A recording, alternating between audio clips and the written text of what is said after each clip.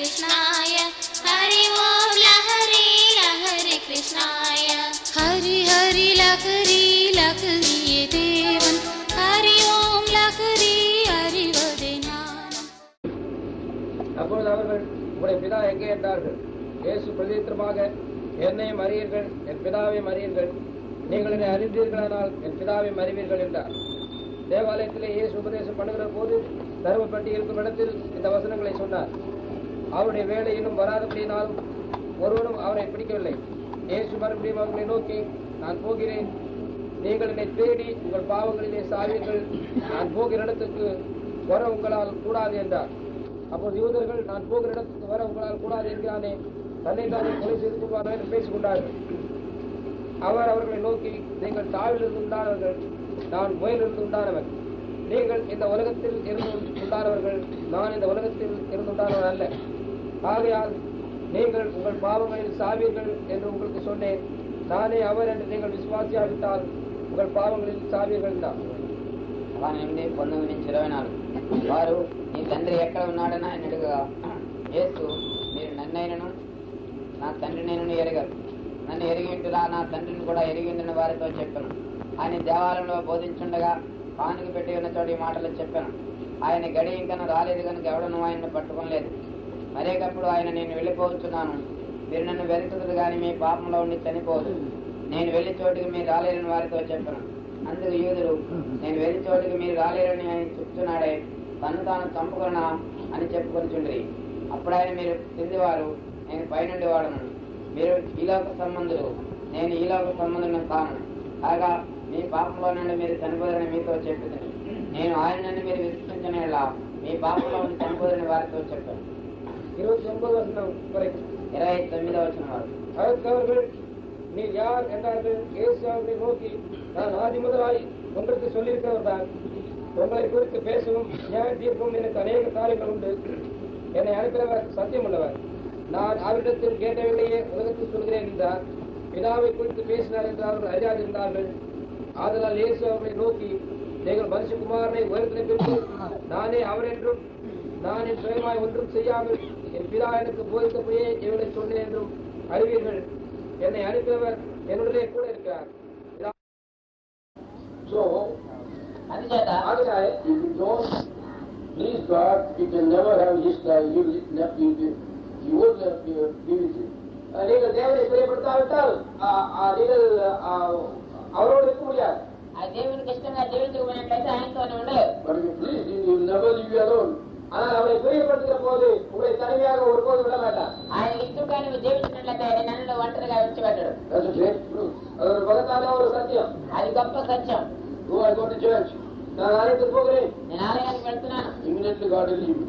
உடனே கடவுளை விட்டு விடுகிறார். ఆ దేవుడు నన్ను విడిచిపెడుతున్నాడు వెంటనే. If you don't go to church, He comes to you. நீங்கள் சபைக்கு போகாவிட்டால் அவர் உள்ளத்திலே வருகிறார். నువ్వు సంఘానికి వెళ్ళకపోయినట్లయితే నిన్ను దేవుడు నీకు వస్తున్నాడు. So not the way man thinks, but God thinks. மனுஷன் நினைக்கிறபடி அல்ல, தேவன் நினைக்கிறபடிதான். ఆ మనుషుడు అనుకున్నట్టుగా కాదు, దేవుడు అనుకున్నట్టుగా. So He said, if you seek me, you'll die in your sins. அதனால அவர் சொல்கிறார், நீங்கள் நீ தேடிய நாள் உங்கள் பாவத்திலே சாவீர்கள் என்று. మీరు నన్ను వెతుకుతుంది కానీ మీ పాపంలో ఉండి చనిపోతుందని చెప్తున్నాడు. That means if you have karma and sin, you'll die. அதாவது உங்களுக்கு கர்மா அல்லது பாவம் இருக்குமானால் நீங்கள் சாவீர்கள்.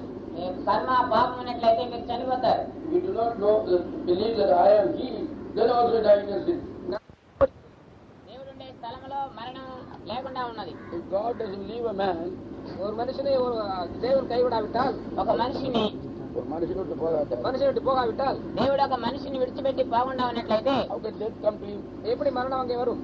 ఎక్కడ ఆ విధంగా మరణం ఎప్పుడు వస్తుంది? Jesus said, I'm always, I please God, so He never let me alone. ஏன் சொல்லுகிறார்? எப்பொழுதும் அவரை பிரியப்படுத்துகிறபடினாலே அவர் ஒருபோதும் தனிமையாக இருக்க விடவில்லை. ఆయనకి ఇష్టమైన కార్యం చేసినందువల్ల నన్ను ఒంటరిగా విడిచిపెట్టని ఏసు చెప్తున్నారు. So death comes only when you are alone. அதனாலே நீங்கள் எப்பொழுது தனித்து இருக்கிறீர்களோ அப்பொழுது மரணம் வருகிறது. నువ్వు ఎప్పుడైతే ఒంటరిగా ఉంటున్నావో అప్పుడు నీకు మరణం వస్తుంది. But when you do pleasing Him, He will never leave you and death can never come to you. அதாவது பிதாவுக்கு பிரியமானதை செய்கிற போது அவர் ஒருபோதும் உங்களை தனியே இருக்க விடுவதில்லை, மரணமும் வருவதில்லை. తండ్రికి ఇష్టమైన కార్యం చేసినప్పుడు ఆయన ఒంటరిగా విడిచిపెట్టరు, నీకు మరణం రాదు. So, అందుచేత if you seek Him, you will die in your sins means அவரை தேடுவீர்கள் వెతుకుతున్నారా ఒక పావులు సావేకుడు என்று சொல்கிற போது మీరు ఆయన వెతుకుతారు కానీ మీ పాపంలో ఉండి చనిపోతారని చెప్పినప్పుడు he knew they would seek him, அவரை தேடுவார்கள் அவர் அறிந்திருந்தார். ఆయన వెతుకుతారని ఆయనకు తెలుసు. but they died. ஆனால் அவர் மறித்தார். అయినప్పటికీ వారు మరణిస్తారు. That is why they say Father, Son and Holy Ghost. அதுதான் பிதா குமார பரிசுத்தாவி என்று சொல்கிறார்கள். తండ్రి కుమార పరిశుద్ధాత్మ అని అందుకే చెప్తున్నారు. If they know the name of Jesus, they won't die in their sin. இயேசுவின் நாமத்தை அவர்கள் அறிந்திருந்தார்கள், அவர் பாவங்களில் அவர் சாக மாட்டார்கள். యేసు యొక్క నామాన్ని తెలుసుకున్నట్లయితే వారు పాపంలో చనిపోరు. So there are two people here. ரெண்டு கூட்ட மக்கள், రెండు గుంపు ప్రజలు. Jesus, if you believe that I am He, if you don't believe that I am He, you will die in your sin. நானே அவர் என்று நீங்கள் விசுவாசித்தால் நீங்கள் சாக மாட்டீர்கள். నేనే ఆయనని విశ్వసించినట్లయితే మీరు చావరు. If you believe, you think me and you die in your sin. ஆனால் என்னை தேடி உங்கள் பாவங்களில் சாவீர்கள். అయితే వెతికి పాపంలో ఉండి చనిపోతారు. How can a man believe that this is He? இவர்தான் அவர் என்று ஒரு மனுஷனை எப்படி விசுவாசிக்க முடியும்? ఈయనే ఆయనని ఒక మనుషుడు ఏ విధంగా నమ్ముతాడు? Unless he empties and this man is there. அவர் தம்மை வெறுமையாக்கி இந்த மனுஷன் அங்கே இருக்கிற அந்த காரியத்தை நடக்கிற போது అందుకు తాను అక్కడ తగ్గించుకొని మరొక మనుషులు ఆయన ఉంటున్నాడు. If he says I am he must empty himself and he must be there. நானே அவர் என்று சொல்கிற போது அவர் வெறுமையாக்கி இவர் அங்கே இருக்க வேண்டும். అయితే నేను ఆయన చెప్పినప్పుడు తను తాను తగ్గించుకొని ఆయనలో ఉంటున్నాడు. Today, இன்றைக்கு ఈ రోజున we see Jesus நாம் இயேசுவை தேடுகிறோம், మనం యేసుని వెతుకుతున్నాం, and then we sing songs.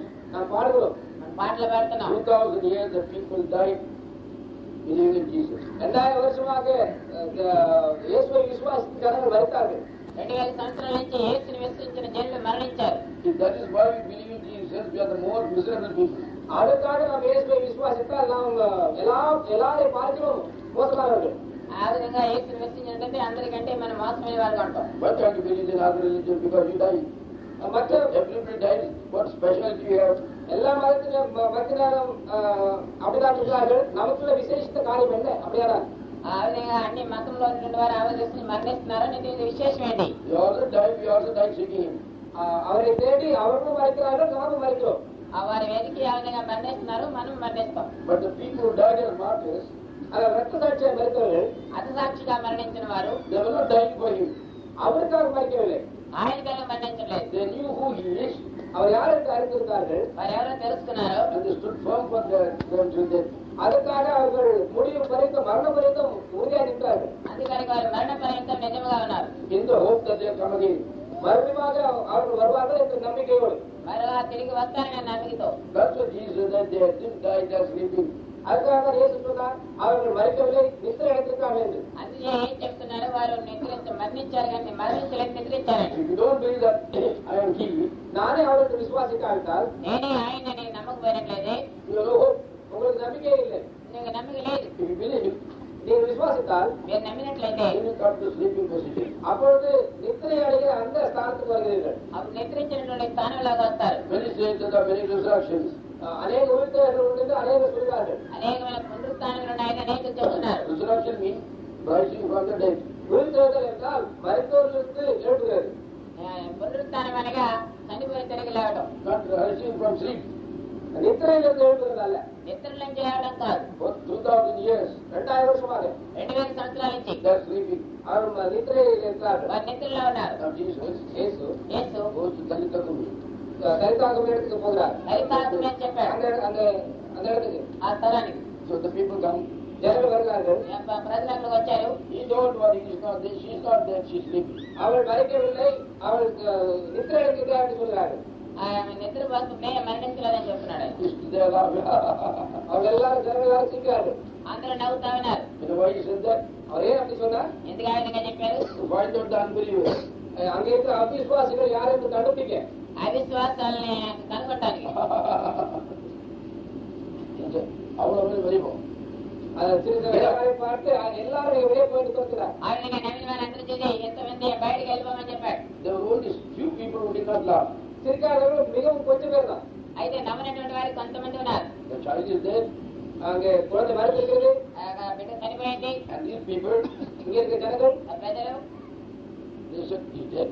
அவருக்கு மறைத்து விட்டது என்று சொல்கிறார்கள். ఆయన మరణించిందని చెబుతున్నారు. But the mother and the father, ஆனால் தாய் தகவல் ఆ తల్లిదండ్రులు they could believe that. அவர்களுக்கு அந்த நம்பிக்கை இல்லை. నమ్మకం లేదు. Because ஏனென்றால் ఎందుకంటే you see a man here ஒரு மனுஷனை பார்க்கிறார்கள், ఒక మనిషిని చూస్తున్నారు, who is able to raise them up. அது அவனை எழுப்பக்கூடிய அந்த ஒரு மனுஷனை பார்க்கிறார்கள். ఆ లేచినటువంటి మనిషిని చూస్తున్నారు, ఈ లేపే మనిషిని. How can you have fellowship with the unbelievers? அவிசுவாசிகளோடு எப்படி நாம் ஐக்கியம் கொள்ள முடியும்? అవిశ్వాసంతో మనం ఏ విధంగా ఐక్యం కలిగి ఉండవాళ్ళం? Then that you are coming to death again. மறுபடியும் மரணத்துக்கு வருகிறீர்கள். அப்படியானா ఆ విధంగా ఉన్నట్లయితే మళ్ళా తిరిగి మరణానికి వస్తారు. The first duty Jesus did was everything take it out. முதலாவது செய்த காரியம் செய்தால் எல்லாரையும் துரத்துகிறார். అప్పుడు మొదట ఏ చేసిన కార్యం ఏంటంటే అవిశ్వాసులందరినీ All the people తీసేస్తున్నాడు. they're blowing. They say, you all believing that is dead, you so get out. மறுத்து போனாங்க யாராவது விசுவாசிக்கிறார்களோ ஊதிக்கு தாய் ஊதிக்கொண்டிருக்காங்களோ அவளை எல்லாம் துரத்துகிறார். అయితే ఎవరైనా మరణించారని చెప్పేసి బోరగుస్తా ఉన్నారు, వారందరినీ కూడా బయటకు పంపించేస్తున్నాడు. So to get life, you have to chase everybody who doesn't believe in life. ஜீவனை பெற்றுக்கொள்ள வேண்டும் என்றால் இந்த ஜீவனிலே விசுவாசம் இல்லாதவர்கள் எல்லாரையும் துரத்த வேண்டும். అయితే ఈ యొక్క జీవం పొందాలంటే ఈ యొక్క జీవం మీద విశ్వాసం లేని వారందరినీ కూడా ముందు బయటకు తీసేయాలి. Otherwise life won't come. அப்படி இல்லாவிட்டால் நமக்கு ஜீவன் கிடைக்காது. ఆ విధంగా లేనట్లయితే జీవం దొరకదు. Because ஏனென்றால் ఏం చేయాలంటే when you are praying, ஜெபிக்கிற போது ప్రార్థన చేసినప్పుడు that fellow will say, that fellow never complains, this fellow simply saying he is healed. அவர் சுகமாக சுகமாக எவ்வளவு ஜெபித்தாலும் அவர் அங்கே அவிசுவாசமாக அவர் ஒருபோது நடக்காது என்று சொல்லுற போது அது கிடைக்காது. అయితే వారికి అవిశ్వాసం ఉండటం వల్ల నువ్వు స్వస్థపడు అని చెప్పినప్పటికీ కూడా అది స్వస్థత జరగదు. So after the disciples, சீஷர்களிலே శిష్యులు he put 3 people. 3 பேரை தெரிந்து கொள்கிறார். ఆయన ముగ్గురిని ఎన్నుకున్నాడు. What are the people? யார் அது? James, జేమ్స్, யாக்கோபு, 3 people. పేతురు, 3 பேர். These 3 people who took them. இந்த 3 பேரை அவர் அழைத்து சென்றார். ఈ ముగ్గురిని తీసుకెళ్ళాడు. And when they took, and the mother and the father, தாயும் தகப்பனும். తల్లి తండ్రి, because they want the child to become life. ஏனென்றால் அந்த Because they can't குழந்தை believe in death. அவர் குழந்தை உயிர்த்தெழ வேண்டும் என்று அவர்கள் விரும்பினார்கள். அவர்கள் அந்த மரணத்தில் விசுவாசம் இல்லை அவர்களுக்கு. ఆయన మరణ మీద విశ్వాసం లేదు, వారి ఆ బిడ్డ బతకాలని విశ్వాసం ఉంది వాడి. Then he closed the door. கதவை அடைக்கிறார். ఆ తలుపు మూసేశాడు. He didn't tell them your daughter is sleeping. உங்களுடைய மகள் அங்கே நித்திரையா இருக்கிறார் என்று சொல்லவில்லை. ఆయన నిద్రపోతుందని చెప్పలేదు, Told for the other people. மற்றவர்களுக்கு சொன்னார் அதை. ఇతరులకు చెప్తున్నాడు. But when they come there, ஆனா அங்கே அவர்கள் வந்த போது అవి వచ్చినప్పుడు he said, child, get up. குழந்தையை எழுத்துல என்று சொல்கிறார். ఆ బిడ్డ లే అని చెప్తున్నాడు. Why? ఇచ్చేత His spirit is inside that child. அவருடைய ஆவி அந்த குழந்தைக்குள்ளே இருக்கிறது. ఆయన యొక్క ఆత్మ ఆ బిడ్డలో ఉన్నది. When was the Holy Ghost given? எப்பொழுது பரிசுத்த ஆவி கொடுக்கப்பட்டது? ఇప్పుడు పరిశుద్ధాత్మ ఇవ్వబడింది On Pentecost day. பெந்தெகோஸ்தே நாளிலே. పెంతెకొస్తు దినమందు. Then what spirit she had, our family had, அந்த குடும்பத்துக்கு என்ன ஆவி இருந்தது? ఆ కుటుంబానికి ఏ ఆత్మ ఉన్నది? for him to go there. அவர் அங்கே போகத்தக்கதாக ఆయన వెళ్ళడానికి They had the spirit of the Lord in abundance. கர்த்தருடைய ஆவியானவர் அங்கே அளவில்லாமல் அங்கே இருந்தார். ప్రభు యొక్క ఆత్మ అక్కడ మితముగా ఉన్నది. When the spirit of God touches the spirit of God, there is life. கர்த்தருடைய ஆவியானவர் கொடுக்கிற போது அங்கே ஜீவன் உண்டாகிறது. ఆ యొక్క ప్రభు యొక్క ఆత్మ ముట్టినప్పుడు అక్కడ జీవం కలుగుతుంది. So just as a child get up. அப்பொழுது அவர் குழந்தையை எழுந்து என்று சொல்கிறார். ఆ బిడ్డ లేమని చెప్పాడు. And then he said, அப்போது சொல்கிறார், అప్పుడు చెప్తున్నాడు, give the child plenty to eat. குழந்தைக்கு சாப்பிட நிறைய கொடுக்கிறேன் என்று சொல்கிறார். ఆ యొక్క బిడ్డకి ఆహారం పెట్టమని చెప్తున్నాడు. And he made that home a happy home. அப்படி அந்த வீட்டை அவர் ஒரு சந்தோஷமான வீடாக மாற்றுகிறார். ఆ ఇంటిని సంతోషంగా మార్చాడు. How many people died for the sake of Christ Jesus? கிறிஸ்து இயேசுவுக்காக எத்தனை பேர் மரிக்கிறார்கள்? క్రీస్తు యేసు గారు மரித்தார்கள். క్రీస్తు యేసు గారికి ఎంతమంది మరణించారు? How many families had secret crying tears? Secret shed. எத்தனை குடும்பங்கள் அவர்கள் ரகசியமாக கண்ணீர் விட்டார்கள்?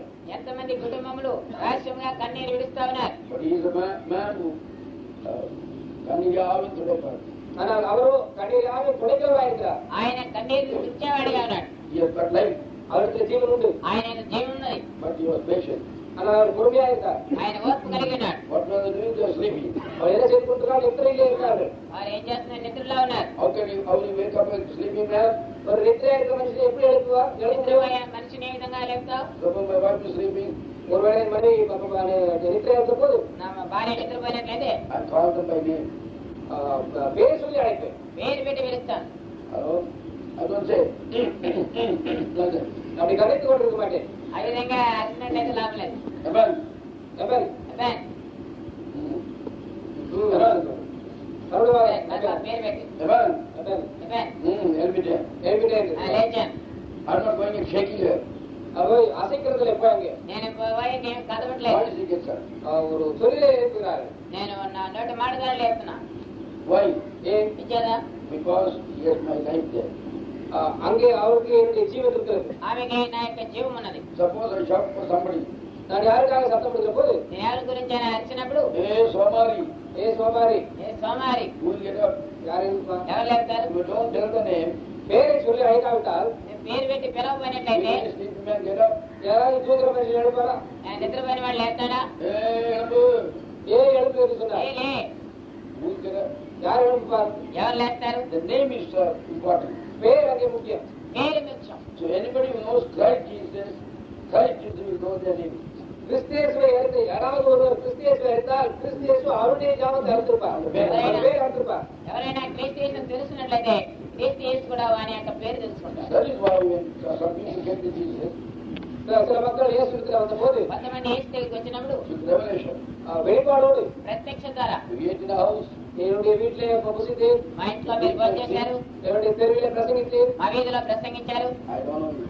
நான் உங்களை அறியேன். உங்களுடைய பேர் நான் அறியேன். మీ పేరు నాకు తెలియదు. If Jesus knows your name, that day you got a sermon, it's much very important not for you to know the name, for Jesus to know your name. அன்னைக்கு ஒரு பிரசங்கத்தை கேட்டீர்கள். நீங்கள் அவரை அறிகிற காரியம் அல்ல, அவர் உங்களுடைய பெயரை அறிந்திருக்க வேண்டும். అదేమన్నా మీరు ప్రసంగం విన్నారు, నువ్వు ఆయన తెలుసుకోవడం కాదు, ఆయన నిన్ను తెలుసుకోవాలి. That comes by only fellowship. அது ஐக்கியத்தோடு அவரோடு கூட நெருங்கி அந்த ஐக்கியத்தின் மூலமாக தான் அது உங்களுக்கு கிடைக்கிறது. ఆయనతో నుండి ఐక్యం ద్వారా వస్తుంది. How do you become friends? எப்படி நீங்கள் நண்பராகிறீர்கள்? ఏ విధంగా మీరు స్నేహితులు అవుతున్నారు? You don't go and put your hand on somebody and say, oh, my friend. யாருடைய கருத்தில் அப்படி கட்டி பிடித்துக் கொண்டு என்னுடைய சிநேகிதனே என்று சொல்லுவதன் மூலமாக அல்ல. గురిగా చేయి పెట్టి నా స్నేహితులు అని చెప్పడం వల్ల కాదు. One day man was like this. ஒரு மனுஷன் அப்படி இருந்தா ఒక మనుషుడు ఈ విధంగా ఉన్నాడు. One of my friends, Jackson, was like this. ஒரு சிநேகிதனுடைய பின்புறம் இப்படி இருந்தது. ఆ స్నేహితుడి యొక్క వెనక భాగం ఆ విధంగా ఉన్నాయి. So when people say, hello Moses, how are you? நான் போய் அவரிடத்துல ஐயோ மோசஸ் எப்படி இருக்கிறீர்கள் என்று கேட்டேன். నేను మోషే ఎలా ఉన్నావు అని అడిగాను. So that man said, I'm not Moses, you said. அப்ப அவருடைய திருப்பி கொண்டு நான் மோசே அல்ல என்று சொன்னார். ఆ సహోదరుడు చెప్తున్నాడు నేను మోషేని కాదని. I would remember Moses அப்படின்னு நான் Moses இல்லை அப்படின்னா. నేను చేయి పెట్టేలాగా అని చెప్పినప్పుడు నేను మోషేని కాదని చెప్పాడు. ఆయన ముఖం చూసి అయ్యో అయ్యో అన్న. மன்னிக்கப்படுங்கள். దయచేసి మన్నించండి. பரவாயில்லை அப்படி పర్వాలేదు. But I lost my manam. எனக்கு மனம் போயிட்டது. నా గౌరవం పోయింది. So like that, அது போல అదే విధంగా you can't simply say somebody, when they say, Jesus, somebody is seeking only for the devil, then how can Jesus be there? பிசாசை குறித்து யோசித்துக் கொண்டிருக்கிறார்கள். ஆனால் அங்கே இயேசு எப்படி இருக்க முடியும்? అయితే పిశాచ్ సైతాన్ గురించి ఆలోచిస్తున్నారు. యేసు అక్కడ ఎలా ఉంటాడు? Somebody put the hand on Satan and they say, Jesus. Look at the face of the Satan, you'll go away. சில பேர் அங்கே சைத்தான் இருக்கிறதை அறியாமல் தோளில கை போட்டுக்கொண்டு ஜீசஸ் என்று சொல்கிறார்கள். అప్పుడు సైతాన్ మీద చేయి వేసి వాళ్ళ ముఖం చూడగానే యేసు యేసు అన్నారు. అది చూసినప్పుడు అది సైతాన్ని పారిపోతుంది. So, ஆகினால் అందుచేత we know the name of Jesus. உங்களுக்கு இயேசுவின் நாமத்தை தெரியும். యేసు యొక్క పేరు Everybody తెలుసు. knows Jesus. எல்லாருக்கும் இயேசுவை தெரியும். అందరికీ యేసు తెలుసు. But he must know you. ஆனால் அவர் உங்களை அறிந்திருக்க வேண்டும். ఆయన మిమ్మల్ని తెలుసుకోవాలి. When he knows you, அவர் உங்களை அறிந்த போது ఆయన మిమ్మల్ని తెలుసుకున్నప్పుడు you will call Christ Jesus and Jesus. கிறிஸ்து இயேசுவை இயேசு என்று நீங்கள் அப்பொழுது சொல்வீர்கள். క్రీస్తు యేసుని యేసు అని మీరు పిలుస్తారు. If you don't know him, அவரை நீங்கள் அறியாவிட்டால் ఆయన మీరు తెలుసుకోపోయినట్లయితే you will call him Jesus. அவரை இயேசு என்று அழைப்பீர்கள். యేసు అని పిలుస్తారు. If you know Jesus, இயேசுவை அறிந்திருந்தால் యేసుని తెలుసుకున్నట్లయితే you will see Christ Jesus. கிறிஸ்து இயேசுவை நீங்கள் பார்ப்பீர்கள். క్రీస్తు యేసుని మీరు So చూడగలరు. we call him Jesus and Christ Jesus. இயேசுவை கிறிஸ்து இயேசு என்று சொல்வீர்கள். యేసుని క్రీస్తు యేసుగా మీరు చెప్తారు. But we call Christ as Jesus. கிறிஸ்துவை இயேசு Christ Jesus and Jesus. கிறிஸ்து இயேசுவை இயேசு என்று சொல்வீர்கள். క్రీస్తు యేసుని యేసు అని చెప్తారు. So the name is changed by atonement. பாவ நிவாரணத்துக்கு முன்பாக இந்த பெயர்கள் மாற்றப்படுகிறது. పాప నివారణ మూలముగా ఆ యొక్క పేరు మార్చబడుతుంది. So by atonement, பாவ நிவாரணத்தினால் పాప నివారణ మూలముగా the unseen God becomes a king. காணப்படாத தேவன் ராஜாவாக மாறுகிறார். కనబడినటువంటి దేవుడు రాజుగా మారుతున్నాడు. But Christ Jesus, கிறிஸ்து இயேசு క్రీస్తు యేసు that all the creative power, no death, immortality, everything, because he was like that before. சிருஷ்டிக்கிற வல்லமை, சாகாமை, இப்ப எல்லா விதமான வல்லமைகள் அப்படி இருந்தால் அவர் ஏற்கனவே இதற்கு முன்பாக அப்படி இருந்தவர். ఆ యొక్క సృష్టించే శక్తి అమరత్వం అన్ని కూడా ఆయనకు ఉన్నాయి. Why did Jesus go to the Dalita Kumi's house? இயேசு அந்த கைகாக்கும் என்ற அந்த சூழ்நிலைக்கு ஏற்பட ఆ తల్లి తాగి వెంటనే ఆ ఇంటికి వెళ్ళాడు. Why took these three people only? 3 சீஷர்களை மாத்திரமே அழைத்து சென்றார். ఎందుకు 3 శిష్యులు మాత్రమే తీసుకుని వెళ్ళారు? He didn't go to every dead house. ஒவ்வொரு மரண வீட்டுக்கும் அவர் போகவில்லை. మరణించిన ప్రతి ఇంటికి వెళ్ళలేదు. Now, where will, if I go to house, நான் ஒரு வீட்டுக்கு போகிற போது నేను ఒక ఇంటికి వెళ్ళినప్పుడు I must know them. நான் அவர்களை தெரிஞ்சுக்க வேண்டும். నేను వారిని తెలుసుకోవాలి. Not they know me. அவர்கள் என்னை அறிகிறதல்ல. వారిని నేను తెలుసుకోవడం కాదు. And they won't send me a card, wedding card, without knowing. என்னை அறியாமல் எனக்கு ஒரு திருமண அழைப்பு அவர்கள் அனுப்ப மாட்டார்கள். అయితే నేను తెలుసుకోకుండా వారు వివాహంగా పెట్టినట్టుగా ఒక car పంపరు. This child's house, he knew. இந்த சிறு பிள்ளையின் வீட்டை இவர் அறிந்திருந்தார். ఈ యొక్క చిన్న పిల్ల యొక్క ఇల్లు ఆయన తెలుసుకుని ఉన్నాడు. With a love for them. அவருக்கு ஒரு அன்பு இருந்தது. ఆయనకు ఒక ప్రేమ ఉన్నది. Before dying, மறைக்கிறதுக்கு முன்பாகவே మరణించక ముందే Lazarus' house, லாசருடைய வீட்டிலே లాజరు యొక్క ఇల్లు he knew that. அவர் அறிந்திருந்தார். ఆయన తెలుసుకుని ఉన్నాడు. And he was purposely waiting 3 times. அவர் மறைக்கிற வரைக்கும் அவர் வேண்டுமென்றே காத்திருந்தார். ఆయన అనుకుని ఆ యొక్క చచ్చిపోయే వరకు చూస్తున్నాడు. Why? ஏன் ఎంచేత Lazarus. Lazarus Lazarus So long as he has got the life spirit of God, he cannot die. கர்த்தருடைய ஆவியானவர் அங்கே இருக்கிற வரைக்கும் அவர் மறைக்க முடியாது. అయితే ప్రభు యొక్క ఆత్మ వచ్చే వరకు ఆయన చేయలేడు. He can only sleep. அவன் நித்திரைதான் அடைய முடியும். ఆయన నిద్రపోతాడు. So he waited for 4 days and said, now Lazarus is dead. 4 நாட்கள் அழைக்கும் காத்திருந்து இப்பொழுது லாசரு மறைத்துட்டான் என்று சொன்னார். 4 రోజులు అయిన తర్వాత అప్పుడు లాజరు మరణిస్తున్నాడని చెప్తున్నాడు. So death in the sight of God is having no spirit of God. தேவனுடைய பார்வையிலே மரணம் என்ன என்று பார்க்கிற போது கர்த்தருடைய ஆவியானவர் இல்லாத ஒரு நிலைமை. అయితే మరణమని మనం దేవుని దృష్టిలో చూసినట్లయితే ఈ యొక్క ప్రభు యొక్క ఆత్మ లేకపోవడమే. So ஆகினால் అందుచేత The people who are sleeping, they are not dead. நித்திரை அடைந்திருக்கிற மக்கள் மறிக்கவில்லை. నిద్రించినటువంటి వారు మరణించలేదు. That is why அதுக்காகத்தானே అందుచేతనే Jesus found them sleeping. இயேசு அவர்களை நித்திரை அடைந்தவர்கள் என்று சொன்னார். అందుచేత యేసు వారు నిద్రిస్తున్నారని చెప్పారు. They don't resurrect. அவர்கள் உயிர் தெழுவதில்லை. వారు పునరుత్థానం పొందలేదు. They wake up. அவர்கள் எழும்புகிறார்கள். వాళ్ళ నిద్ర నుంచి లేవడమే. So all the dead saints, எல்லா மறுத்து பரிசுத்தவான்களும் ఎలా నిద్రించిన పరిస్థితులందరూ God has written them in a book. அவருடைய பேர்களை தேவன் ஒரு புத்தகத்தில் இருக்கிறார். వారి యొక్క పేర్లన్నీ కూడా పుస్తకం రాసి ఉంచాడు. That book was sealed. அந்த புத்தகம் முத்திரையிடப்பட்டிருக்கிறது. ఆ యొక్క పుస్తకం ముద్రించబడినది. He has kept it. அவரை வைத்துக் கொடுக்கிறார். ఆయన దాన్ని ఉంచుకొని ఉన్నాడు. This has been broken. இது திறக்கப்பட வேண்டும். ఇది తెరవబడాలి. Why? ஏன்? నిజంగా If it's broken, only you can see the names there. அது திறக்கப்பட்டால் தான் அந்த பேர்களை பார்க்க முடியும். ఆ యొక్క పుస్తకం తెరవబడినప్పుడే పేర్లు చూడగలం. And the names are written there. பேர்கள் எல்லாம் எழுதப்பட்டிருக்கிறது. పేర్లన్నీ రాయబడి So when he sees the name, அவர் அந்த பேர்களை பார்க்கும் போது ఆ పేర్లు చూసినప్పుడు he must know them. அவர்களை அறிந்து வேண்டும். వారు ఆయన తెలుసుకోవాలి. So when the seals are broken, இந்த முத்திரைகள் உடைக்கப்படுகிற போது Mudra తెరబడినప్పుడు why did he cry? அவர் ஏன் அழுதார்? ఎందుకు Why ఏడ్చాడు? did John cry? யோவான் எதுக்காக அழுதார்? యోహాను ఎందుకు ఏడ్చాడు? If that book was not open, அந்த புத்தகம் திறக்கப்படாவிட்டால் ఆ పుస్తకం తెరబడినట్లయితే all the dead saints is gone. They cannot come up. எல்லா மருத்துவ பரிசுத்தவான்களும் அவர்கள் அவர்கள் மறுபடியும் வர முடியாது. ఆ యొక్క నిద్రించిన పరిస్థితులు మళ్ళా తిరిగి రాలేదు. So you are weeping. Oh my God, all the people are gone. அதனாலே எல்லாம் போயிட்டார்களே எடுத்து போனார்களே என்று அவர் அழுகிறார். అయితే వీళ్ళందరూ పోయారు అని చెప్పేసి ఆయన ఏడుస్తా ఉన్నాడు. Then he said, அப்பொழுது சொல்கிறார் ఆయన చెప్తున్నాడు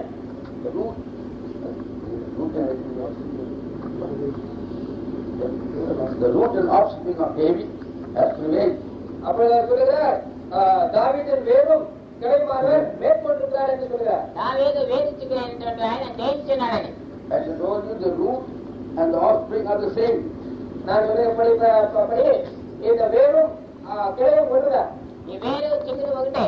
It has got life. அதுக்குள்ளே ஜீவன் உண்டு. దానిలో జీవం ఉంది. So ஆகையால் అందుచేత Open the book. அவர் புத்தகத்தை திறக்கிற போது ఆ పుస్తకాన్ని తెరిచినప్పుడు He is the one who wrote the book. அவர்தான் அதை எழுதினவர். ఆయన రాసినవాడు, He is the one who is opening and seeing. அதை திறந்து பார்க்கிறவரும் அவர்தான். ఆయన తెలిసినవాడు ఆయనే. Why you have to break it? எதற்காக அவரை திறக்க வேண்டும்? ఎందుకైతే తెరవాలి? Because he knows he is the one who wrote it. அவர்தான் அதை எழுதினவர். ఆయనే రాసినవాడు. As the firstborn he wrote it.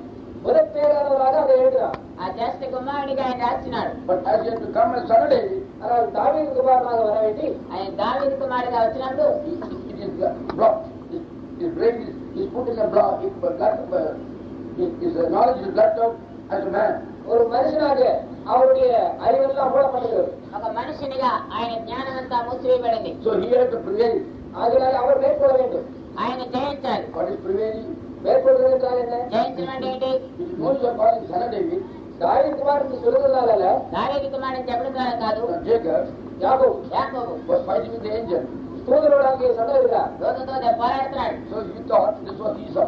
அது ஏசா என்று அவர் நினைத்துக் கொண்டிருக்கிறார். ఏసావు అనుకున్నాడు. So Jacob யாக்கோபு యాకోబు made a revelation that that angel is Esau. அவருக்கு ஒரு அந்த வெளிப்பாடு இருந்தது. என்ன என்றால் அந்த தூதரானவர் ஏசா என்று. ఆ యొక్క దూత ఏసావని. So you were fighting. அதனால போராடுகிறார். పోరాడుతున్నాడు. Then both are rolling, wrestling. அவர் இருவருமாக போராடுகிறார்கள். ఇద్దరు కూడా పోరాడుతున్నారు. Everybody is wrestling today. ஒவ்வொருவரும் இன்றைக்கு போராடி கொண்டிருக்கிறார்கள். ప్రతి వాళ్ళు ఇద్దరు పోరాడుతున్నారు. எதற்காக? దేని కొరకు? They are seeing Esau. ஏசாவை பார்க்கிறார்கள். ఆ ఏసావుని చూస్తున్నారు. But they do not know that is not Esau, that is their life. அது ஏசா அல்ல, அது அவர்களுடைய ஜீவன் என்று அவர்களுக்கு தெரியவில்லை. అయితే అది ఏసావు కాదు కానీ ఆయన జీవం అని వారికి తెలియలేదు. They are thinking, அவர் நினைக்கிறார்கள் వారు అనుకుంటున్నారు this is இது ఇది Esau. Esau. Esau. But they are fighting. அதுக்காக தான் போராடுகிறார்கள். దాని కొరకే పోరాడుతున్నారు. Jacob was fighting. யாக்கோபு போராடுகிறார். యాకోబు పోరాడుతున్నాడు. Suddenly in the morning, திடீரென்று விழித்தாயிலே ఉదయకాలం ముందు touched his thigh. அவருடைய தொடை நடி சென்று கொடுக்கிறார். ఆ యొక్క తొడ వచ్చిపోయింది. உடனே அவர் திரும்பி திடீர்கிறார். ఆ యొక్క పట్టుబడాన్ని తిన్నాడు. Then you know what he said? அவர் என்ன சொல்கிறார்? ఏం చెప్తున్నాడు? The man was fighting, he's telling him, ஒரு மனுஷன் போராடி கொண்டிருந்தார். ఒక మనుషుడు పోరాడుతున్నాడు. bless me, Lord. ஆண்டவருடைய ஆசீர்வதியும். నన్ను ఆశీర్వదించు ప్రభా. It is not Esau, he is my Lord. அது ஈசா அல்ல, அது என்னுடைய ஆண்டவர். ఆయన ఏసావు కాదు నా ప్రభు. Now, brother Lord, appears as Esau for many people. அநேகருக்கு சகோதரே ஈசாவை போல் காணப்படுகிறார். అనేకులు లారీ గారు ఏసావులే కనబడుతున్నారు. Fighting. போராடுகிறார்கள். పోరాడుతున్నారు. Oh, he is trying to reap where he never sowed. அவர் விலைக்காலத்திலே அறுக்கிறார் என்று சொல்கிறார்கள். ఆయన విత్తనించాలని కోసేవాడని పోరాడుతున్నారు. And they are fighting and fighting and fighting. போராடி போராடி போராடி கொண்டே இருக்கிறார்கள். పోరాడుతా ఉన్నారు. One day he puts them into tribulation. ஒரு நாள் அவளை உபத்திரத்திலே போடுவார். ఒక రోజున ఆయన ఉపద్రవ కాలంలో వేస్తాడు. My Lord, அப்பொழுது நாங்களே అప్పుడు నా ప్రభు అంటారు, bless me. என்னை ஆசீர்வதியும். నన్ను ఆశీర్వదించు. Into the tribulation எங்க உபத்திரத்திலே ఆ మహాశ్రమ కాలంలో Then அப்பொழுது there are some people who stand for this message in tribulation. சிலர் இந்த செய்திக்காக உபத்திரத்திலே நிற்பார்கள். ఆ యొక్క ఉపద్రవ కాలంలో అనే కొంతమంది ఎదుగుతారు. But the spirit of life is gone. ஆனால் கர்த்தருடைய ஆவியானவர் போய்விட்டார். ప్రభు యొక్క ఆత్మ వెళ్ళిపోయింది. Then resurrection will come. அதுக்கப்புறம் உயிர்த்தெழுதல் மாத்திரம் வருகிறது. అప్పుడు పునరుత్థానం మాత్రం వస్తుంది. That is why those saints who died in martyrdom at the second coming, they are resurrected. அதுக்காக தானே இரண்டாவது வருகையிலே ரத்த சாட்சியா மரித்தவர்கள் முதல் உயிர்த்தெழுதலிலே வருவார்கள். రెండవ రకంలో ఆ యొక్క మరణించిన వారు మొదటి పునరుత్థానంలో వస్తారు. Because of first resurrection. முதல் உயிர்த்தெழுதல் இருக்குமானால் మొదటి వేలా తీసుకుంటాడు. ఎలాగో చండం పాటించే వెన్న పూర్తి అప్పుడు 0 పడుతుంది. అది కొంతమంది ఏం చేస్తారంటే వెన్న రాసేట నూనె రాసేటప్పుడు సిలువ వేస్తారు. సిలువ నక్షత్రం పడుతుంది. పెట్టుకుంటే నక్షత్రం. నేనేం చేస్తానంటే దాన్ని మార్చడానికి నక్షత్రం వలె మారుస్తాను. సిలువ నక్షత్రం అయితే నీకు సిలువ వలె అంత నాకు అది నక్షత్రం మారుతుంది. 8 ముక్క నక్షత్రం, 5 ముక్క నక్షత్రం, 6 ముక్క నక్షత్రం, 6, 5 ఇలాగ కోణాలు నక్షత్రంగా మార్చు. 6 ముక్క నక్షత్రం పోతుంది. 6 అది 8, 9 మాత్రం పోతుంది. அதை 8, 10 மாற்றுகிறார்கள். అప్పుడు 8, 10 విధంగా మారుతున్నారు. Because విద్యార్థి 2 triangles meeting together is 6-pointed star. ரெண்டு முக்கோணங்கள் சேருகிற போது 6 மூலை நட்சத்திரங்கள் உண்டாகிறது. 2 ముక్కోణములు కలిసినప్పుడు అది 6 కోణములు ఉండే నక్షత్రంగా మారుతుంది. It's a sign and the star of the mediator. அது அது எதற்கு அடையாளம் என்று பார்த்த போது மத்தியஸ்தருக்குள்ள அடையாளம். అది దేనికి గుర్తుగా ఉన్నదంటే ఆ మధ్యస్థుని గురించి Heaven and righteousness and truth meeting together. நீதியும் சத்தியம் அங்கே ஒன்றாக சேர்கிறது. నీతి సత్యం ఒకటిగా కలుస్తున్నాయి. That they meet at the atonement. அவர்கள் பாவ நிவாரணத்திலே சந்திக்கிறார்கள். పాప నివారణములుగా సంధిస్తా ఉన్నారు. And the sinless Christ, பாவமில்லாத கிறிஸ்து, పాపం లేనటువంటి క్రీస్తు, computer human say Christ. மனுஷீக கிறிஸ்துக்குள்ளே வருகிறது. మనిషిలైనటువంటి క్రీస్తులోకి వస్తుంది. And at that place, அந்த இடத்திலே ఆ స్థలంలో the human beings get a blessing. மனுஷனாகிய நாம் ஆசீர்வாதம் பெற்றுக்கிறோம். మనుషులైన మనకి ఆశీర్వాదం పొందుతున్నాం. That is why அதுக்காக தான் అందుచేతనే God Christ Jesus become man Christ Jesus. தேவனாகிய கிறிஸ்து இயேசு மனுஷனாகிய கிறிஸ்து இயேசுவாக மாறுகிறார். దేవుడైనటువంటి క్రీస్తు యేసు మనుషులైన క్రీస్తు యేసుగా మారుతున్నాడు. So we could understand him. நாம் அப்பொழுது அவரை புரிந்து கொள்கிறோம். అప్పుడు ఆయన అర్థం చేసుకున్నాం. Then the angel says, அப்பொழுது தூதர் சொல்கிறார், అదో చెప్తుంది, you are prevail with God. நீ தேவனோடு மேற்கொண்டிருக்கிறாய். నువ్వు దేవునితో పోరాడు. And you say, you don't prevail. நீ அங்கே நான் என்று சொல்கிற போது மேற்கொள்வதில்லை. అయితే నేనని చెప్పినప్పుడు నీవు Not I, but Christ, you overcome. நான் அல்ல கிறிஸ்து தான் என்று சொல்கிற போது மேற்கொள்கிறா. నేను కాదు క్రీస్తు అని చెప్పినప్పుడు నువ్వు జయిస్తున్నావు. So when Christ comes, கிறிஸ்து வருகிற போது క్రీస్తు వచ్చినప్పుడు everybody empties. எல்லாரும் வெறுமையாக்குகிறார்கள். ప్రతి వాళ్ళు కూడా ఖాళీ చేసుకున్నారు. When Christ comes and empties himself, கிறிஸ்து வந்து தம்மை வெறுமையாக்குகிற போது క్రీస్తు వచ్చి తను తగ్గించుకున్నప్పుడు that is praying. அதுதான் மேற்கொள்கிறது. అదే జయించడం. When a bride empties in the name of Christ, there she prevails. கிறிஸ்துவின் நாமத்திலே ஒரு மணவாட்டி தன்னை வெறுமையாக்குகிற போது அவள் அங்கே மேற்கொள்கிறார். క్రీస్తు నామంలో పెళ్లికి మాత్రం తను తగ్గించుకున్నప్పుడు జయం పొందుతుంది. Have you emptied yourself? தேவன் உங்களை வெறுமையாக்குகிறா. మిమ్మల్ని మీరు ఆ విధంగా తగ్గించుకున్నారా? You plan your life. I must do this, I must do this, I must work, I must go to that place.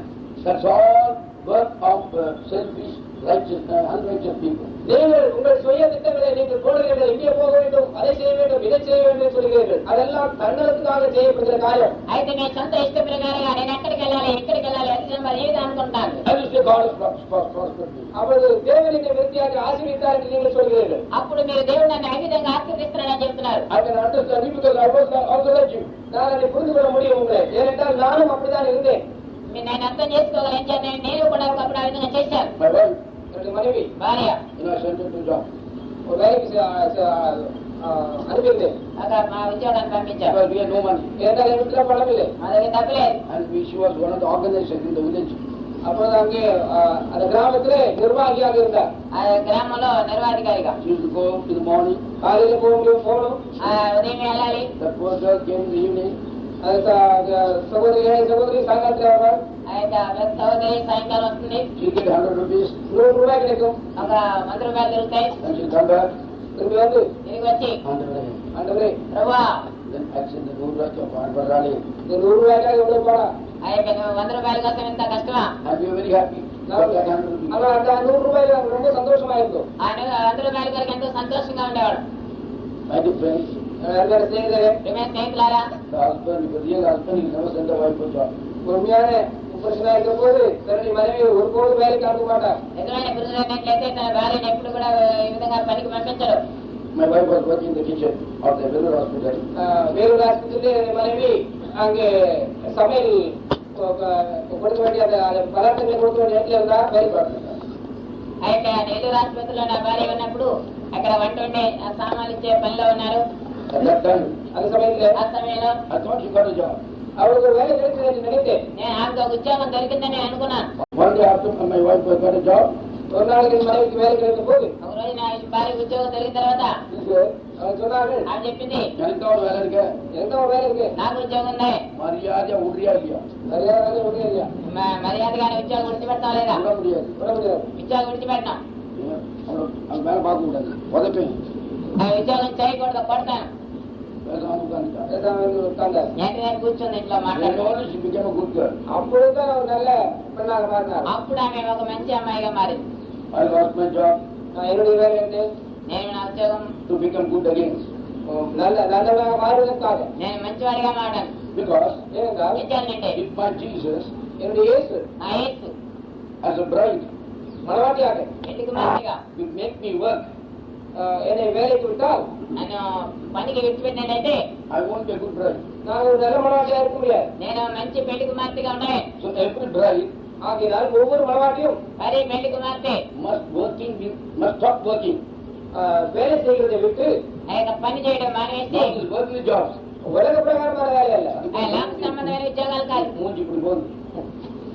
చాలా మందికి ముఖం చిన్నపోతుంది, ఉద్యోగాలు విడిచిపెట్టమని. கிறிஸ்து வேலைக்கு விட மாட்டார். கிறிஸ்து வேலை செய்ய விட மாட்டார். క్రీస్తు పని చేయడానికి విడిచిపెట్టాడు. Because ஏனென்றால் ఏం చేయాలంటే if you work, you'll have self-righteousness. நீங்கள் வேலை செய்தால் உங்களுக்கு சுயநீதி உண்டாகும். என்ன வேலை செய்தால்? என்ன வேலை செய்தால் ఏ ఉద్యోగం ఏ పని చేసినట్లయితే நீங்கள் முயற்சி செய்தால் உங்கள் ஜீவித்துக்காக. உங்கள் ஜீவிதத்துக்காக சாப்பாட்டுக்காக இல்ல. சாப்பாடுக்காக இல்ல. If you strive, நீங்கள் போராடினால் ఏ విధంగా భోజనం కొరకు కాదు, నీ సొంత ప్రయత్నాలు చేసినట్లయితే he can come and bless you. அவர் வந்து உங்களை ஆசிரியக்க முடியாது. ఆయన వచ్చి నిన్ను ఆశీర్వదించలేడు. So when a bride stops working, ceases from working, ஒரு மனவாட்டி they won't work. Please, what is that? It's not job. ரெண்டு சொந்த கிரியைகளை விட்டு ஓய்ந்திருக்க போது ఆ యొక్క పెళ్లి కుమార్తె తన సొంత క్రియలు మానివేసినట్లయితే అంటే ఉద్యోగం కాదు అది. Then she gets the spirit of the bridegroom. அப்பொழுது மணவாளனுடைய ஆவியை பெறுகிறாள். ఆ పెళ్లి కుమారుని యొక్క ఆత్మను పొందుతుంది. See, Paul, not I, but Christ with me. அவள் என்ன சொல்கிறார்? நான் அல்ல, கிறிஸ்துவை எனக்குள்ளே ஜீவிக்கிறார் என்று சொல்கிறார். నేను కాదు క్రీస్తే నాలో జీవిస్తున్నానని పౌలు And I చెప్తున్నాడు. live by the faith of the Son of God. நான் ஜீவிக்கிறது தேவகுமாரனுடைய விசுவாசத்தினாலே. నేను జీవించేది దేవుని కుమారుని యొక్క విశ్వాసము ద్వారా. Why? ఎంచేత Christ Jesus, கிறிஸ்து இயேசு క్రీస్తు యేసు by atonement he becomes Son of God. பாவ நிவாரணத்தின் மூலமாக தேவகுமாரனாக மாறுகிறார். పాప నివారణ మూలముగా దేవుని కుమారుడిగా మారినాడు. If God is your Father and you are a Son of God, you must have life. தேவன் உங்களுக்கு பிதாவாக இருந்து நீங்கள் தேவகுமாரனாக இருந்தால் உங்களுக்குள்ளே ஜீவன் இருக்க வேண்டும். అయితే దేవుడు తండ్రిగా ఉన్నట్లయితే నువ్వు కుమారుని నీలో జీవం ఉండాలి. And God give you that life. தேவன் அந்த ஜீவனை உங்களுக்கு கொடுப்பார்கள். దేవుడు ఆ యొక్క జీవం మీకు అనుగ్రహించాడు. போராடுகிறது என்றால் என்ன? வேண்டுகிறது என்றால் என்ன? పోరాటం வெறுமையாக்குகிறது. తగ్గించుకోవడం. So who was successful in empty? இந்த வெறுமையாக்குறதுல யார் ஜெயம் பெற்றவர்? యొక్క తగ్గించుకోవడంలో ఎవరు జయం పొందారు? Christ Jesus. கிறிஸ்து இயேசு. క్రీస్తు యేసు. So he allowed the fullness of God in him. அவர் தேவனுடைய பரிபூர்ண வரக்கட்டளாக அதை அனுமதித்தார். దేవుని యొక్క పరిపూర్ణం రావడానికి ఆయన అనుమతించాడు. What's the meaning of that? அதனுடைய அர்த்தம் என்ன? దాని అర్థం ఏంటి? Christ கிறிஸ்து క్రీస్తు empties himself, தம்மை வெறுமையாக்குகிறார். అంతాను ఖాళీ చేసుకున్నాడు. fills with Jesus, இயேசுவினாலே நிரப்புகிறார். యేసుతో నింపబడి ఉన్నాడు. and becomes the one sitting on the throne. Our Hallelujah. சிங்காசனத்திலே வீற்றிருக்கிறவராக மாறுகிறார். సింహాసనంలో కూర్చున్న వాడిగా మారుతున్నాడు. Not two people sitting on the throne. ஒரு சிங்காசனத்தில் ரெண்டு பேர் உட்கார்றதல்ல. ఒక సింహాసనం మీద ఇద్దరు కూర్చోవడం కాదు. Christ emptying himself, filling with Jesus, கிறிஸ்து இயேசு தம்மை வெறுமையாக்கி இயேசுவினாலே நிரப்பப்படுகிற போது క్రీస్తు యేసు అని తాను ఖాళీ చేసుకుని యేసుతో నింపబడినప్పుడు he takes his own book. அவர் தம்மை அவர் எழுத போது அவர் எடுத்து வாசிக்கிறார். அவர் எழுத புத்தகத்தை அவர் எடுத்து வாசிக்கிறார். ఆయన రాసిన పుస్తకం ఆయనే చదువుతా ఉన్నాడు. Because ஏனென்றால் ఏం చేయాలండి? as he came into earth, அவர் பூமிக்கு வந்தபோது ఆయన భూమికి వచ్చినప్పుడు he had to be like a man. ஒரு மனுஷனை போல இருக்க வேண்டும். ఆయన మనిషిని వలె ఉండాలి. Even though he knows everything, எல்லாவற்றையும் அறிந்திருந்த போதிலும் ఆయన సమస్తము తెలిసిన even వాడైనప్పటికీ though he has all the created power in him, அவருக்குள்ளே சிருஷ்டிக்கிற எல்லா வல்லமையும் இருந்த போதிலும் సృష్టించేటువంటి సమస్త శక్తి ఆయనలో ఉన్నప్పటికీ, all destructive power in him, அழிக்கிற எல்லா வல்லமையும் இருந்த போதிலும் నాశనం చేసే శక్తి ఆయనలో ఉన్నప్పటికీ man will never believe him if he uses those. அவர் அவரை உபயோகிக்கிற போது மனுஷன் ஒருபோதும் விசுவாசிக்க மாட்டான். ఆయన ఉపయోగించినప్పుడు మనుషులు ఇప్పుడు నమ్మలేడు. So God blocked him out. அதனாலே தேவன் அவரை மூடுகிறார். దేవుడు ఆయన మూసివేస్తున్నాడు. You have to work like a man. அவர் மனுஷனை போல வேலை செய்ய வேண்டும். ఆయన మనిషిని పోలి Walk like a పనిచేస్తున్నాడు. man. மனுஷனை போல நடக்க வேண்டும். మనిషిని Think పోలి like a man. నడుస్తున్నాడు. Think like you and me. உன்னை போல என்னை போல அவர் யோசிக்க வேண்டும். నీ వలె నా వలె ఆయన యోచించాలి. And then, அப்பொழுது ఆ తర్వాత because the Spirit of Jesus came into him on moon landing day, மனுஷன் சந்திரலோகத்தில் கால் வைக்கிற அந்த நாளிலே இயேசுவின் ஆவி அவருக்குள்ளே வந்ததினால் మనుషుడు చంద్రలోకంలో కాలు పెట్టిన యేసు యొక్క ఆత్మ వచ్చినప్పుడు it gives the understanding of what he is. அவர் யார் என்ற அந்த புரிந்து கொள்வதை கொடுக்கிறது. ఆయన ఎవరైనది ఆ యొక్క జ్ఞానం ఇస్తున్నాడు. So he empties himself. அதனாலே தம்மை அவர் வெறுமையாக்குகிறார். కానీ తాను ఆ యొక్క ఖాళీ చేసుకున్నాడు. Pleases God தேவனை பிரியப்படுகிறார். దేవునికి ఇష్టడిగా ఉంటున్నాడు. and puts the power of Jesus to him, because Father can never be alone without him. இயேசுவின் வல்லமை அவர் தமக்குள்ளே எடுத்துக் கொள்கிறார். ஏனென்றால் பிதா அவரை விட்டு தனித்திருக்க முடியாது. ఆ యేసు యొక్క శక్తిని ఆయన ముందు చేత యేసు ఆయన లేకుండా ఉండలేడు. You want Jika. நீங்கள் ஜீசஸ் என்று கேட்கிறீர்கள். జీజస్ అంటున్నా ఏమి అంటలేదు. How you can say? வாயில சொல்லலாம். నోటి ద్వారా చెప్పచ్చు.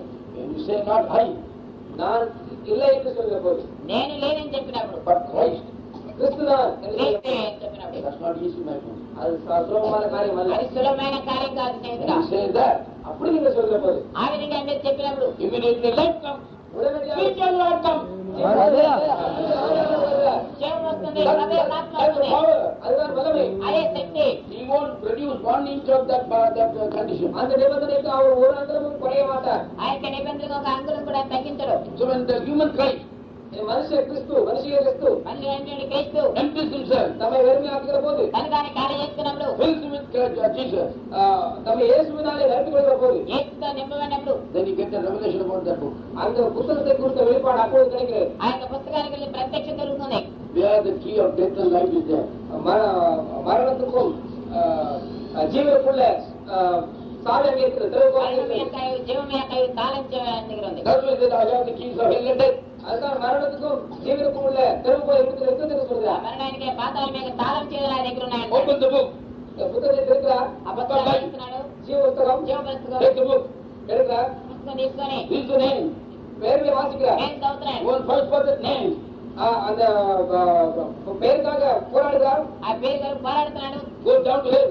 பாதாளத்துக்கு போகிறார், பாதாளத்துக்கு వెళ్ళాడు. Anywhere. எந்த இடத்திலும் Where one name is there. அந்த பேர் எங்கிருந்தாலும் சரி, ఆ పేరు ఎక్కడున్నప్పటికీ కూడా People search him and find out and pull him to a place.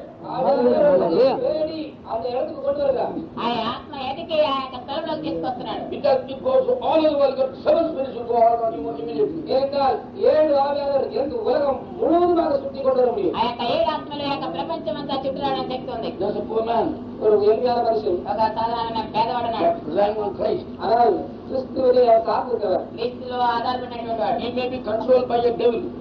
ஒருவேளை Devilish man. அந்த மனுஷன் ஒரு பிசாசு மனுஷனாலே அவன் உந்தப்பட்டிருக்கலாம். ఒకవేళ సైతాన్ని పట్టుకున్న మనిషి ద్వారా బాధించబడచ్చు. The spirit of God goes. அவர் கர்த்தருடைய ஆவியானவர் போகிறார், ప్రభువాత్మ వెళ్తుంది. Out of what is it to pull? அதை உடைத்துக் கொண்டு போகிறார். ఆయన బద్దలు కట్టబోతుంది. Can't find out. அதை அவர் கொண்டு வர முடியாது. ఆయన అర్థం చేసుకోలేడు. He goes to the man. அந்த மனுஷனிடத்திலே போகிறார். ఆ మనిషి దగ్గరికి వెళ్తున్నాడు. మగనే జీవనధారం. அவரே ஜீவித்தார். మాట్లాడానికి జీవిస్తున్నాడు. నువ్వు పొందు. Spiritual life went through him, but he got it. This fellow got nothing. கர்த்தருடைய ஆவியானவர் அவருக்குள்ளே பூந்து அவரும் கேட்டு விட்டால் இவனுக்கு ஒன்று கிடைக்கவில்லை. అయితే ఈయన దాటి మరొకనికి వస్తుంది కానీ ఇతనికి రావట్లేదు. And he claims everything. அவர் எல்லாரும் உரிமை கொண்டாடுகிறார். ప్రతి వారిని కూడా ఆ యొక్క రుచి అంత చేస్తున్నాడు. And the last man he claimed. கடைசி மனுஷன் The our last black sheep he claimed. கடைசி கருப்பாடை கடத்திக்கிற போது ఆఖరిగా వచ్చిన నల్లటి గొర్రెని చూసినప్పుడు He claims it. அவரை உரிமை கொண்டாடுகிறார். ఆయన చెప్తున్నాడు. Come down. இறங்கி வருகிறார். ఆయన దిగి వస్తున్నాడు. சும்மா இல்ல. சும்மா இல்ல, ఊరికే కాదు. The lion is roaring. சிங்கம் கர்ஜிக்கிறது. సింహం గర్జిస్తా ఉంది. எதுக்கு கர்ஜிக்குது? எதுக்காக? ఎందుకని గర్జిస్తుంది? எதுக்காக கர்ஜிக்குது? எது எடுக்கிறதுக்காகவா? ఆ యొక్క ఎరను తీసుకున్నానుగా. If there is something coming, ஏதாவது ஒரு ఏదో ఒక మృగం వచ్చినప్పుడు வருகிற போது the lion is there. அதுல சிங்கம் பார்த்து கொண்டு సింహం చూస్తా ఉంది. Catches it. அதை பிடிக்கிறது. అది పట్టుకుంటుంది. Oh, then they come in the roaring. அதுக்கு பிறகு கர்ஜிக்கிறது. ఆ తర్వాత గర్జిస్తుంది. The lion is roaring. சிங்கம் கர்ஜிக்கிற போது సింహం గర్జించినప్పుడు All those written in the book of life has been claimed.